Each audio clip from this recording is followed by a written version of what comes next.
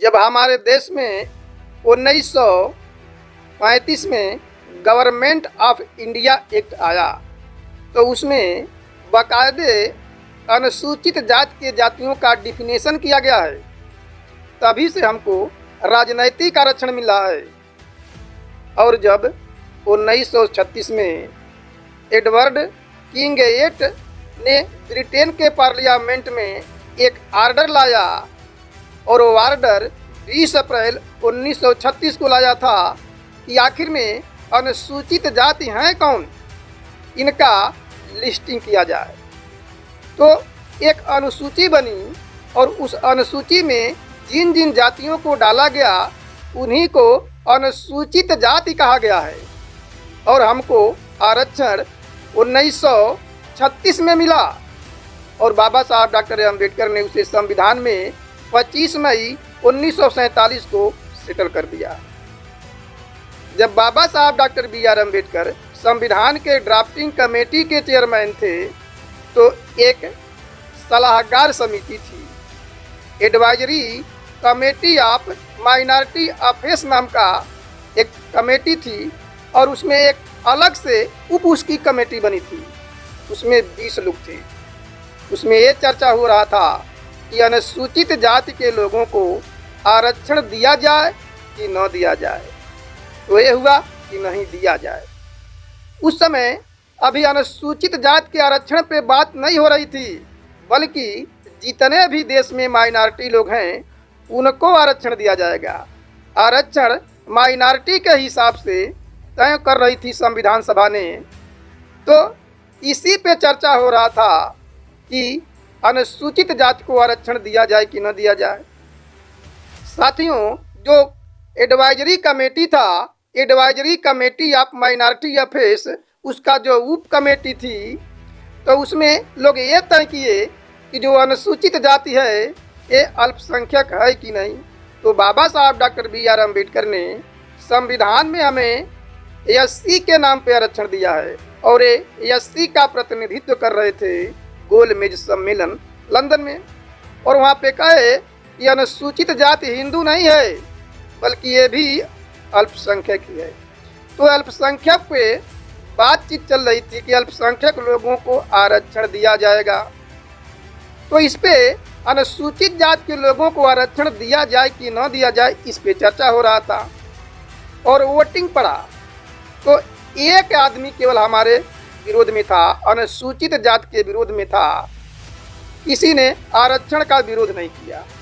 यानी जो परसेंटेज के हिसाब से नौकरियों में जो डायरेक्ट भर्ती होती है उसमें आरक्षण मिला। फिर दोबारा ये हुआ कि जो कॉम्पिटिटिव एग्ज़ाम से लोग पास करके जाएंगे उसमें आरक्षण दिया जाएगा कि न दिया जाए, इस पे चर्चा हो रहा था। और चर्चा होने के बाद वोटिंग हुआ तो हमारे विरोध में 6 लोग थे और समर्थन में 11 लोग थे। तो वहाँ भी अनुसूचित जाति का जीत हुआ। उसी समय एक घटना घटी कि मुसलमान और सिख सरदार पटेल के पास गए, क्योंकि सरदार पटेल उस कमेटी के अध्यक्ष थे।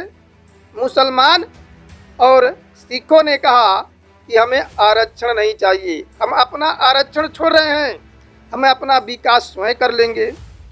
तो जब मुसलमान और सिख ने आरक्षण छोड़ा तो उसके बाद सभी माइनॉरिटी के लोगों ने छोड़ दिया, कहा कि हम भी अपना विकास कर लेंगे, हमें आपका कोई साथ सहयोग नहीं चाहिए, आपका कोई दान दया भीख नहीं चाहिए। तो बारी बारी से सभी अल्पसंख्यक अपना आरक्षण को छोड़ दिए। तब अल्पसंख्यक कमेटी नहीं रह गई। तब माइनॉरिटी अफेयर्स नाम की जो कमेटी थी उसका नाम बदल करके अनुसूचित जाति कर दिया गया और वहीं से मूल निवासी एससी का आरक्षण चालू हुआ। बाबा साहब डॉक्टर बी.आर. अम्बेडकर ने इसको 335 में डाला। लेकिन बाबा साहब डॉक्टर अम्बेडकर ने सोचा था कि माइनॉरिटी के लोगों में भी बहुत गरीब हैं, उनमें लोग भी पिछड़े हुए हैं, तो अब तो हम माइनॉरिटी के नाम पे तो आरक्षण दे नहीं सकते हैं। इसलिए बाबा साहब ने सोचा कि अब सिख में ईसाइयों में, जैनों में, पारसियों में, सभी में पिछड़े हैं। तो क्यों नहीं पिछड़े वर्ग के नाम पे आरक्षण डाल दिया जाए। तो बाबा साहब डॉक्टर बी.आर. अम्बेडकर ने संविधान में अनुच्छेद 16(4) डाला और 16(4) में ये लिखा, 15(4) 16(4) में ये लिखा कि सामाजिक और शैक्षणिक रूप से पिछड़े वर्ग के लोगों को आरक्षण पर्याप्त प्रतिनिधित्व कायम करने के लिए दिया जाता है। जब बाबा साहब डॉक्टर बी.आर. अम्बेडकर ने ओबीसी को अलग से आरक्षण दिया और संविधान सभा में लोग चाहते थे कि एनी अदर सिटीजन को नाम पे आरक्षण दिया जाए, लेकिन बाबा साहब डॉक्टर बी.आर. अम्बेडकर ने उसमें पिछड़ा जानबूझ करके डाला कि पिछड़े आज समझ नहीं रहे हैं, अपना आरक्षण हक अधिकार छोड़ रहे हैं। यदि कल वे लोग पढ़ लिख करके होशियार हो जाएंगे तो अपना अधिकार मांगेंगे, छोड़ेंगे नहीं। तो बाबा साहब डॉक्टर बी.आर. अम्बेडकर ने उनको भी आरक्षण दिया, संविधान के अनुच्छेद 15(4) और 16(4) के तहत दिया। तो अनुसूचित जाति का आरक्षण संविधान के अनुच्छेद 335 में है और ओबीसी का आरक्षण संविधान के अनुच्छेद 15(4) 16(4) में है। हालांकि संविधान सभा में बहुत बहस हुआ, वहाँ लोगों ने कहा, संविधान सभा के सदस्यों ने कहा कि अरे आप तो एक अनुसूचित जाति के लोगों को आरक्षण दे दिए जो पिछड़े थे, जो दलित थे, अब कहाँ से और पिछड़ा ला रहे हैं जिसको हक अधिकार देने की बात करते हैं। बाबा साहब ने पिछड़ों के लिए लड़ाई लड़ा, अपने तरफ से अदर बैकवर्ड क्लासेज जोड़ा उसमें संविधान के अनुच्छेद 15(4) 16(4) में। उस समय बिहार के चंद्रिका प्रसाद थे, वे कहे कि पिछड़ा वो हैं जो वर्ण व्यवस्था में 3 ही वर्णों के नीचे हैं, यानी ब्राह्मण, क्षत्रिय, वैश्य के नीचे हैं और हरिजनों के ऊपर हैं, यानी अछूतों के ऊपर हैं। वे चंद्रिका प्रसाद जी कहे, यानी चिन्हित किए। तो बाबा साहब डॉक्टर बी.आर. अम्बेडकर ने तो अनुसूचित जाति का आरक्षण कंपलसरी लागू है, इसको किया जाएगा, लेकिन ओबीसी का राज्यों पे छोड़ दिए कि वो अपने विवेक के अनुसार काम करें। तो ये राज्य सरकार की बात हो गई, लेकिन केंद्र सरकार में ओबीसी को आरक्षण देना है तो उसके लिए बाबा साहब डॉक्टर बी.आर. अम्बेडकर ने संविधान में अनुच्छेद 340 कि राष्ट्रपति एक आयोग का गठन करेगा, आयोग उसकी आबादी का पता लगाएगा और रिपोर्ट आने पे संसद के दोनों सदनों पे चर्चा करने के बाद उसे राष्ट्रपति के द्वारा आरक्षण दिया जाएगा। ये 340 में व्यवस्था है। तो अब क्या है, अब जो अनुसूचित जाति में क्रीमी लेयर लगाने का मुद्दा है, जैसे 1 अगस्त 2024 को सुप्रीम कोर्ट ने फैसला सुनाया कि अनुसूचित जाति में जो लोग ज़्यादा पैसा कमा लिए हैं, जो नौकरी ज़्यादा कर लिए हैं, उनको आरक्षण नहीं दिया जाएगा, क्रीमी लेयर लगा दिया। और जो एक बार नौकरी कर लिया है उसका दूसरा पीढ़ी आरक्षण का फायदा नहीं मिलेगा। और इनमें भी वर्गीकरण कर दिया है। उनको लगता है कि एक जातियाँ दूसरे जातियाँ का हिस्सा हड़प लिए हैं। अब अनुसूचित जाति में चमार जाटों हड़प लिए हैं, ऐसा समाज में भ्रांतियाँ हैं, कोई आंकड़ा नहीं है। अनुसूचित जनजाति में मीना जाति के लोग सभी अनुसूचित जनजाति के हक अधिकार को छीन लिए हैं, ये भी सरकार के पास आंकड़ा नहीं है। लेकिन जब सुप्रीम कोर्ट में बहस हो रहा था तो संविधान के अनुच्छेद 16(4) पर ही बहस हो रहा था। नितिन मेश्राम साहब जी इसका हियरिंग कर रहे थे तो कहे कि अरे हम अनुसूचित जाति के लोग हैं, हम पिछड़े जाति के लोग नहीं हैं, हमको जबरदस्ती आप लोग क्यों पिछड़े में ढकेलना चाहते हैं।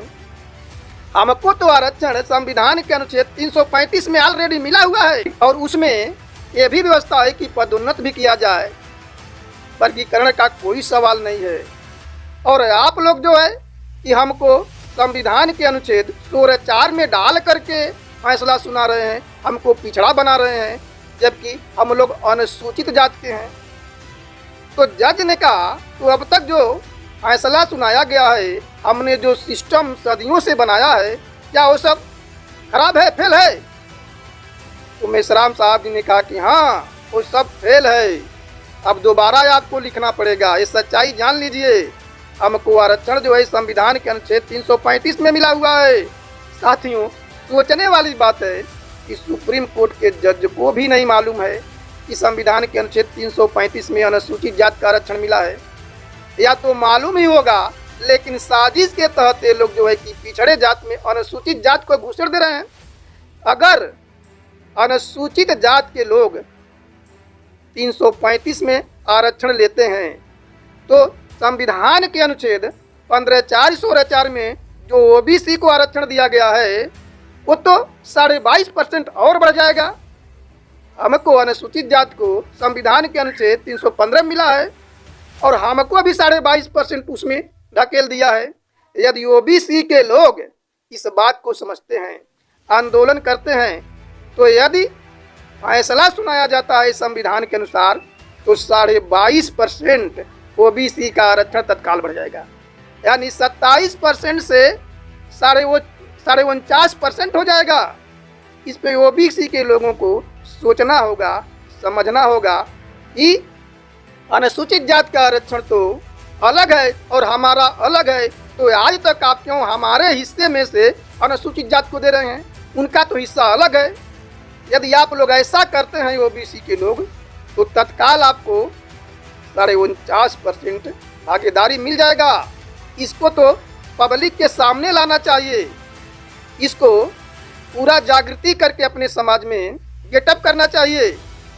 साथियों, हम जानते हैं हमारी बात समझ गए होंगे, इसलिए खास तौर से मैं मूल निवासी बहुजन समाज के लोगों से कहता हूँ, वामसे भारत मुक्ति मोर्चा, बहुजन मुक्ति पार्टी और जितने भी आपसूर संगठन हैं, इस बात को पब्लिक के सामने लाना चाहिए, ओबीसी के लोगों को जगाना चाहिए और जगा करके अपने भाई का हक अधिकार दिलाना चाहिए, क्योंकि ओबीसी की आबादी 52% है और केवल 27% ही आरक्षण मिलता है।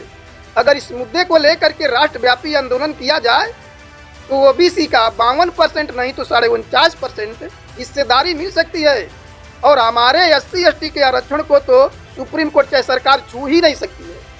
इसके लिए आप लोग आंदोलन करेंगे और साथ सहयोग करेंगे मूल निवासी बहुजनों का, तो हम आशा करते हैं कि हमारी भागीदारी 22% है और 49% पिछड़ी का 74% से ज़्यादा हो जाएगा। हमें ऐसा करना होगा। तो आप लोगों ने हमारी बात को ध्यानपूर्वक सुना, उसके लिए धन्यवाद। जय मूल निवासी।